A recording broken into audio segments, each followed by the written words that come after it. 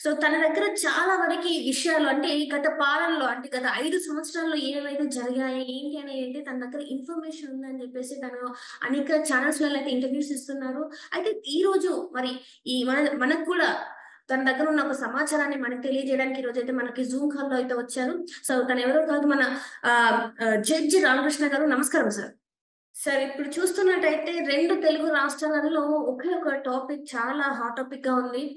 విజయసాయి రెడ్డి ఇంకా శాంతి టాపిక్ అయితే చాలా అంటే ఒక అన్ని ఛానెల్స్‌లలో చాలా వరకు వస్తుంది. వాళ్ళు కూడా ప్రెస్ మీట్‌లు పెట్టి మరీ మాట్లాడుతున్నారు. అసలు ఈ విజయసాయి రెడ్డి, శాంతి కథ అసలు ఏంటంటారు? మీరు చెప్పారు.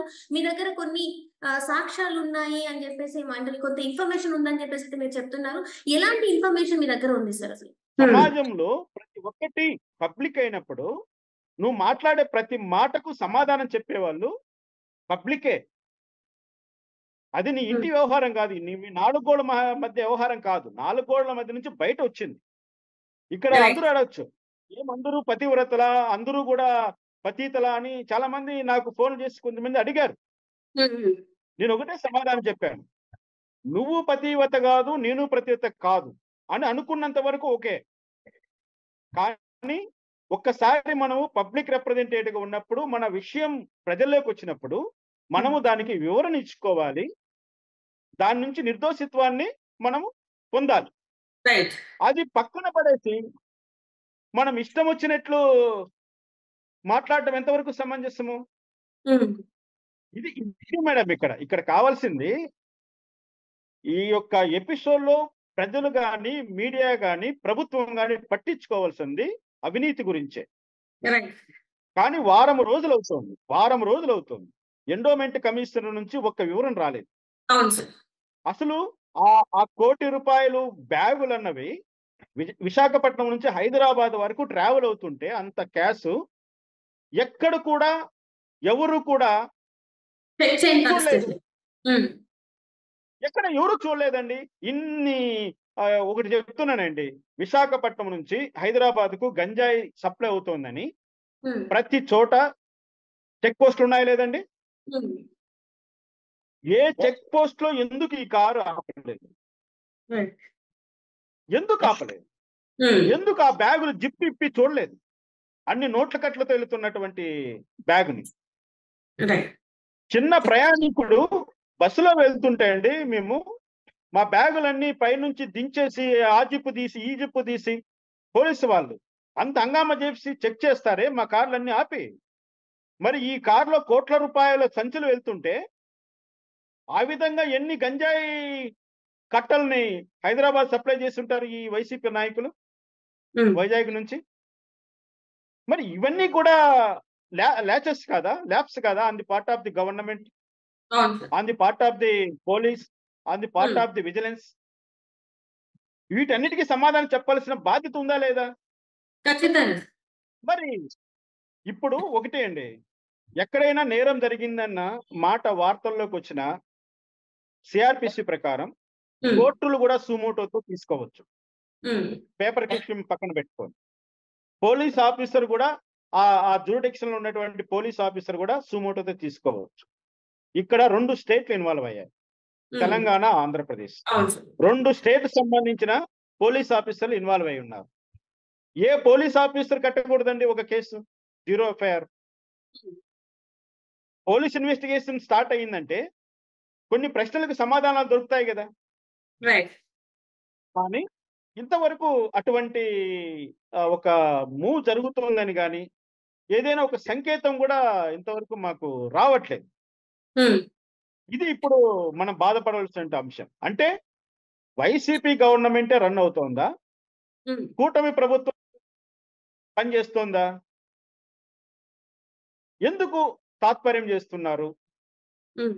విజయసాయిరెడ్డి ఎంపీ తెలుగుదేశం పార్టీ ఎంపీనా? హ్మ్. జనసేన ఎంపీనా? బీజేపీ ఎంపీనా? ఓడిపోయిన వైఎస్ఆర్‌సీపీ ఎంపీనా? హ్మ్. ఎందుకు అతనికి అంత ప్రిఫరెన్స్ ఇస్తున్నారు? రైట్. ఎందుకు ఈ విషయాన్ని అవినీతి కోణంలో విచారణ చేయట్లేదు? హ్మ్. ఇవన్నీ ప్రజలకు తెలియాలి గదండీ! ఖచ్చితంగా సార్. అది ఇది ఇప్పటివరకు అంటే ఇది ఇప్పుడే తేలుస్తదా? అంటే దీనికి ఒక కొలిక్కి వస్తదా? రాదా? అనేది ఇంకా టైం పట్టుద్దా? అసలు ఎలా ఉంటది సార్? ఈ కథకి అసలు ముగింపు అనేది ఉంటదంటారా? ఉండదంటారా అసలు? ఈ కథకి ముగింపు కాదు కదా, ప్రారంభమే కాలేదు. ప్రారంభమే కాలేదు. ఇంకా ముగింపు ఎక్కడి నుంచి వస్తది? హ్మ్. ఇక్కడ ప్రారంభం అన్నది ఏ రూపంలో ప్రారంభమవుతుందో చూడాలి. ఇక్కడ రైట్ ప్రెస్ సార్. మీట్లు పెట్టుకున్న భార్యాభర్తల ప్రెస్ మీట్ హ్మ్. పెట్టుకున్న భార్యాభర్తల లేకపోతే మధ్యలోకి వచ్చినటువంటి విజయసాయి రెడ్డి, సుభాష్ రెడ్డా? హ్మ్. ఒకటి గమనించాలి. నేను మదన్ మోహన్ కూడా ఒక క్వెషన్ అడగదలుచుకున్నా. Right sir. మీరు కోరుకుంటున్నదేంటి? ఈ బిడ్డకు తండ్రి ఎవరో తేలాలని మీరు కోరుకుంటున్నారు. హ్మ్. నా బిడ్డ కాదు అని మీరు కోరుకుంటున్నారు. ఆ ప్రశ్న ఎక్కడ ఎవరినేయాలి? హ్మ్. మరి ఎందుకు ఆయన మీడియా రూపంలో ఈ విధమైనటువంటి ఒక క్రియేట్ చేశారు? ఎవరిని టార్గెట్ చేసి చేశారు? ఎవరిని ఇరుక్కున పెట్టాలని ప్రయత్నం చేశారు? నీ బిడ్డ నువ్వు తండ్రి కాదని ఆమె చెప్పేసింది. హ్మ్. నువ్వు తండ్రివి కాదయ్యా, నీకు పుట్టలేదని ఆమె చెప్పేసింది. ఇంక హ్మ్. తేల్చాల్సింది ఏముందక్కడ? విజయసాయి రెడ్డికి పుట్టిన బిడ్డ అని నువ్వు తేల్చాలనుకున్నావనుకో, నువ్వు క్రిమినల్ కేస్ ఏసుకోవాలి. హ్మ్.